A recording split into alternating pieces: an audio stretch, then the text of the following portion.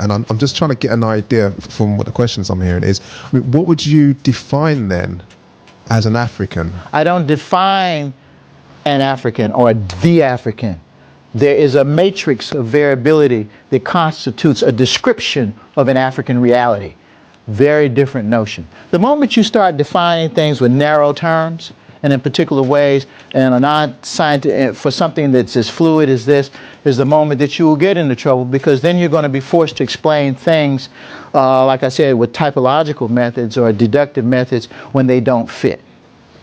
Okay?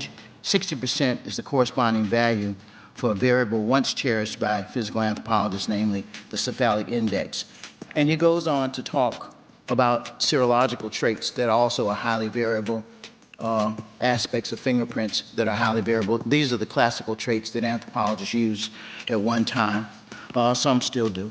Of course, now we have DNA, and DNA diversity is also known to be extremely great in Africa.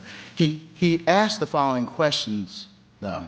He says, confronted with such a wide variation in biological characters in the native populations of sub-Saharan Africa, and to be frank with the stereotyped idea that most of us have about what a true African looks like, one is inclined to ask whether all of this diversity originated in sub-Saharan Africa. If not, how much of it was a result of gene flow, that is to say, admixture or migration into the area? I know what you mean by Mediterranean, but let me repeat myself. African. No, well, there's more than one way to be African. There's more than one way to look African. There's more than one way to look Asian. There's more than one way to be Asian.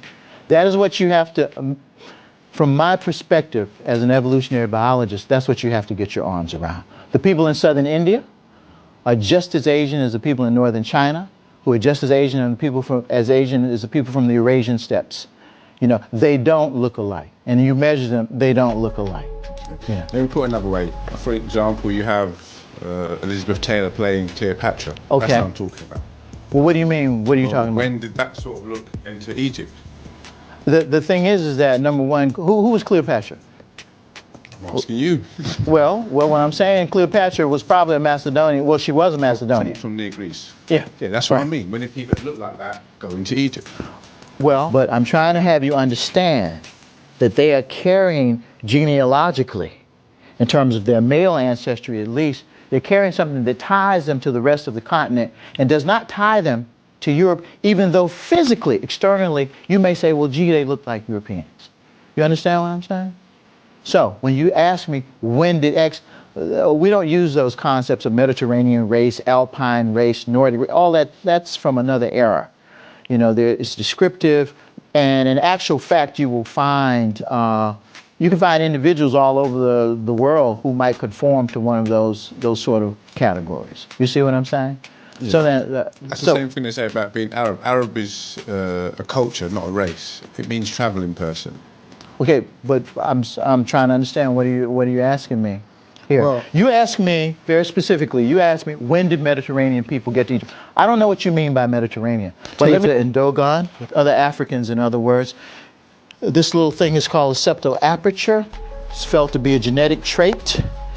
When you do an analysis of frequencies on this trait, you find out the Badarians, 50% of the individuals, and it's a very small sample here, had at least one of these septoapertures from Cargoasis during the Coptic period, 55%. Other Egyptians from Lisht, should be Lisht, 43%.